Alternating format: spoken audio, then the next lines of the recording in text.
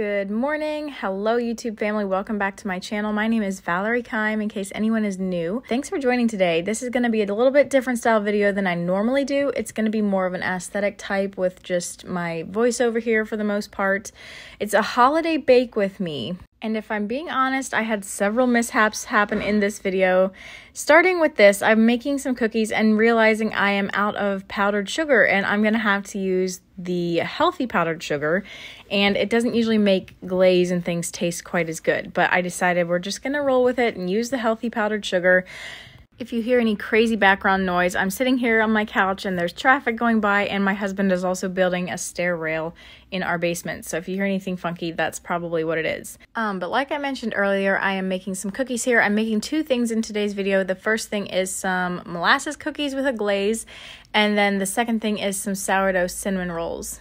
This video is actually recorded over a couple days here. I was spreading out my baking, trying to figure out when I'm going to do how I can do it the most efficiently. So I baked each things on different days. These particular cookies, so normally when I bake, I use healthy sweeteners, or I at least try to, and it's very rare anymore that I bake with just regular sugar.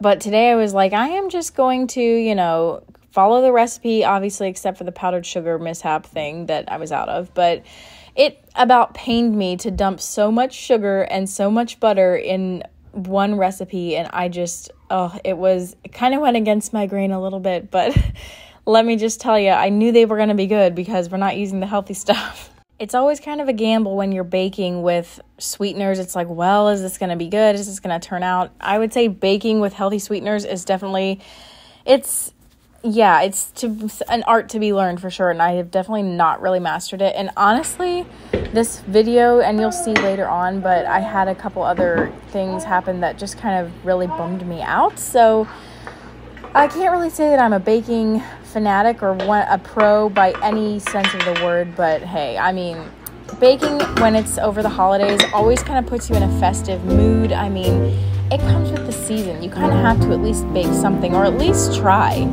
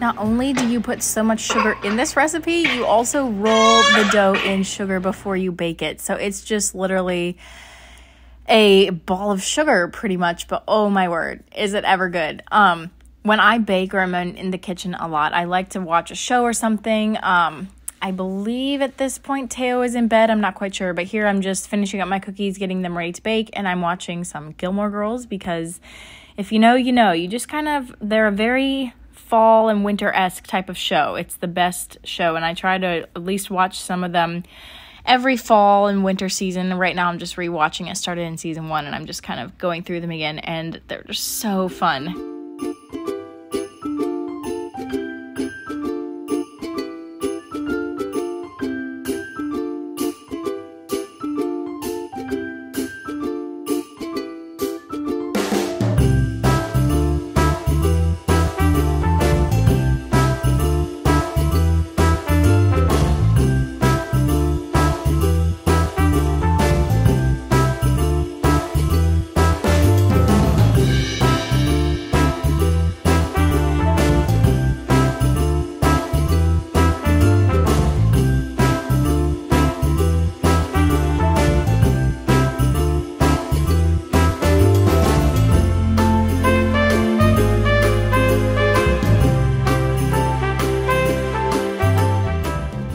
Can I just say, these cookies turned out so yummy. The only thing I will say is that I don't know if it's like this all the time, but these particular molasses cookies were so good. They were better after they sat for a while. Like, chocolate chip cookies are delicious straight out of the oven, but these I thought were not quite as good when they're fresh hot from the oven.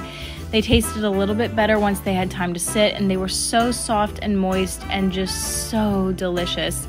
The original recipe said to like dip half of the cookie into the glaze, and then theirs looked a whole lot prettier, but my glaze, because of using the healthy powdered sugar, it just didn't have quite the right consistency, so I decided to just use a piping bag and just drizzle it, you know. But yeah, as you can see here, they, in my book, are a 10 out of 10. They were so good. And I'm just thankful that at least one thing I'm baking in this video today turns out. Stay tuned, because here is the next day, or several days later here, and I decided, you know, I'm going to try making my sourdough discard cinnamon rolls. I've made cinnamon rolls before, but not by myself. Like, I've made them with other people, and it had just been a while. So I was honestly really excited and I felt confident going into it. I was really excited to try it again, but this is in the morning here, and I hadn't had any coffee yet, so I decided I'm going to make my coffee. And then bake some cinnamon rolls, and it's like a dreary December day, so it was just such a nice day. Perfect for baking.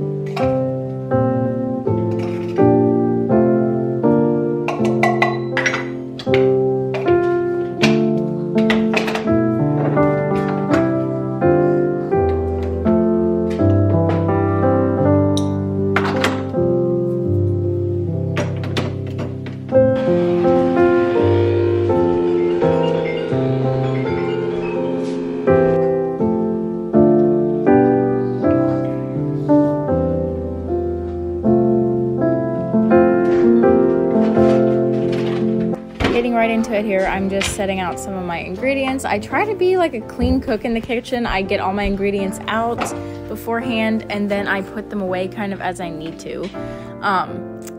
Clearly, a little boy had to go to bed. Sometimes you have to pause what you're doing to get someone up from a nap or put someone down for a nap, and right now it is Ravi's nap time, so I'm just singing him a song, laying him in, and then I was able to bake my cinnamon rolls, get that done while he napped.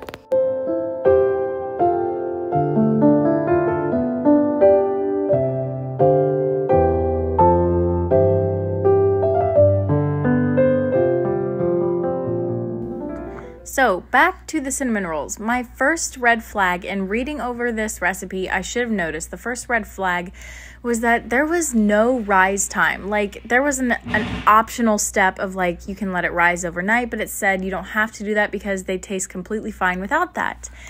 And so I was like, well, okay, I'll just leave that. Since this is a Monday morning, I didn't really want to do all my baking Sunday night. So I was like, we'll just cut that step out since it said it would be okay. So read over the recipe multiple times to make sure I'm not missing anything, and it wasn't telling me to let anything rise or anything like that, which I was a little bit skeptical, but you know, I was like, these are considered easy cinnamon rolls, so I was like, the recipe surely knows what it's talking about.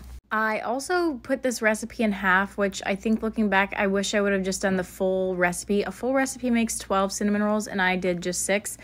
But I think they might have done a little bit better if they were all like up against each other in the pan, whereas with just 6, they had so much room to just, you know, do their own thing. And I think if they would have had a little bit more stability around them, maybe it would have been at least slightly better. I don't know. I'm recording this voiceover here, and I'm holding Ravi while I do it, and he's kind of got a little bit of a cold, so when he breathes kind of loud. So if you hear him breathing into the mic, don't be alarmed. This dough was so hard to work with. It was so sticky, and clearly you can just see it just looks super dense. It's not light and fluffy, obviously, because it hasn't risen at all. It was just the weirdest thing, and I just went with it because I was like, you know what? It's okay. This is what the recipe says. I'm following it to a T. I wasn't doing anything wrong that I knew of, so. And then I also decided, since I put my recipe in half, I put the filling in half as well, but I definitely should have just kept the filling recipe, like the full recipe, because halfway through spreading this on, I realized I do not have near enough of this.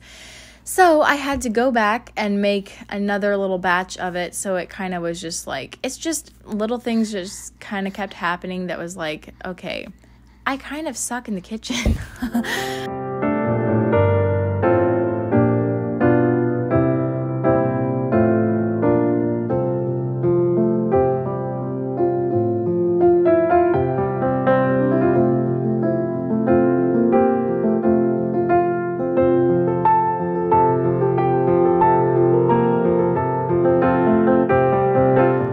So I rolled these up and it was hard because, like I said, the dough was so sticky, just really hard to work with. And I think I rolled it out maybe too thin because it was pretty thin in some spots. But then I just cut it up and put it into my pan. And guys, I'm going to be honest with you, stuff like this, especially when I'm filming it, it just is really easy for me to start feeling really, really bad about myself. And I'm not saying this because I want you all to like shower me with compliments or whatever it may be, or just try to pity me even. I'm just saying that this is how it is for me. It's something I struggle with because I put these things in the oven, and I'm getting ahead of the video a little bit here, but when I pulled them out and realized how they looked and just how bad it had done, I was like, okay, are you for real going to put this out on the internet right now? This turned out horrible. This is so embarrassing because I told Chip, anybody who knows anything about anything in the kitchen just should know that cinnamon rolls have to rise. Like, why did I do this? Why did I not look into it better?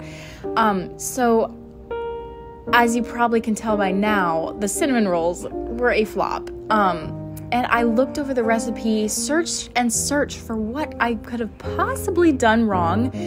And I went back on the website, reloaded it, and so here is, I think, what happened. I'm going to try to explain this in a way that makes sense because it is kind of confusing. But you know how when you find a recipe on Pinterest and you click on it, it takes you to the blog, and then there's a button that says print. I always press that button because it takes you to a PDF format where you don't have any ads, but you have the recipe. So I clicked that, and that is the recipe I followed, and I reread it so many times, and nope, there were no rising instructions. So I decided to go back to the source. I went back to the blog and read the recipe on the blog, and on there it did have rising instructions. So I totally should have read the recipe on the blog instead of the print version. So I don't know if that makes sense to you or not, but that is where the problem lies. And I feel like if I would follow this recipe and, you know, read the actual instructions, I feel like I could make cinnamon rolls and they would turn out. But when I just know that I'm filming something for YouTube, it's getting put out there for the world to see, and it flops so badly, it just makes me feel so stupid because a woman is supposed to, the kitchen is it's her haven. She's supposed to know the ins and outs of cooking and baking, especially if you live on your own or you're married, you're a wife and a mom or whatever. It just feels like that's your responsibility to know those things. And I just feel like it just does not come naturally for me. And we've been married almost 4.5 years, and I still struggle with this sometimes. But while cooking and things don't come naturally to me, I don't want to let that stop me from trying. But when I'm filming for YouTube and it happens like that, it's just really easy for me to go down that spiral path of just feeling really bad about myself, and I don't want to be like that. It's just something I struggle with. But honestly, Chip did convince me to not throw them away because he said, honestly, the flavor is there.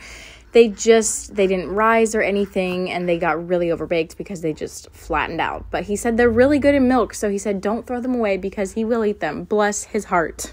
Now, I don't want this video to be a huge Debbie Downer, even though it is kind of ending on a sad note, but I want this to just be an encouragement that, you know, even if whatever it may be doesn't come naturally to you, don't let that discourage you. At least keep trying. And, you know, part of learning is you're gonna have some failure moments sometimes, and that is okay. My goal is to strive to learn from those mistakes, and yeah. But that's my little rant or encouragement of the day for you. Thank you guys for watching, and I will see you very soon in my next video on Wednesday. Bye.